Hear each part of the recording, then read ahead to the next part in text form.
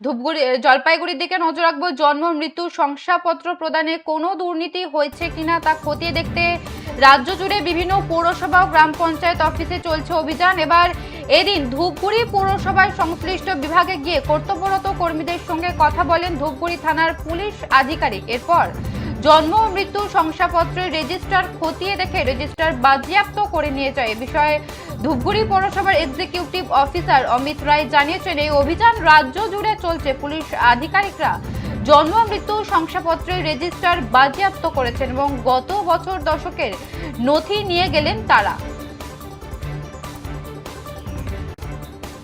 জন্ম মৃত্যু শংসাপত্রে দুর্নীতি রুখতে পুলিশি অভিযান, বাজেয়াপ্ত 10 বছরের নথি। জন্ম মৃত্যু শংসাপত্র প্রদানে কোনো দুর্নীতি হয়েছে কিনা তা খতিয়ে দেখতে রাজ্য জুড়ে বিভিন্ন পৌরসভা ও গ্রাম পঞ্চায়েত অফিসে চলছে অভিযান। এদিন ধূপগুড়ি পৌরসভার সংশ্লিষ্ট বিভাগে গিয়ে কর্তব্যরত কর্মীদের সঙ্গে কথা বলেন ধূপগুড়ি থানার পুলিশ আধিকারিক।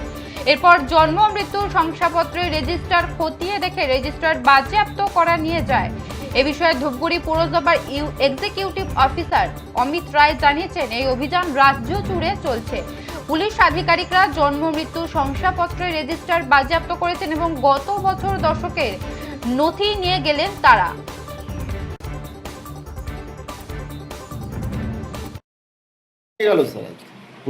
দুটো রেজিস্টার নিয়েছে, একটা বাড়ছে একটা ডেকে, এইটুকু। এবার ওনারা প্রিজার্ভেশন করবেন। কোন সালের নথি ওরা নিয়ে গেলেন? ওই যে আমাদের আছে এখানে বছর দশকের নথি আছে। ওরা কি 2011-এর পরের নথিগুলোই চেয়েছে? হ্যাঁ, চাইছে না, যা রেজিস্টারে ছিল সেটাই ওরা পাবেন। গোটাটাই শেষ করেছে। স্যার কিসের রেজিস্ট্রেশন নিয়ে গেল? এটা প্রিজার্ভেশন হবে, সারা পশ্চিমবঙ্গ জুড়েই হচ্ছে, প্রিজার্ভেশন হবে।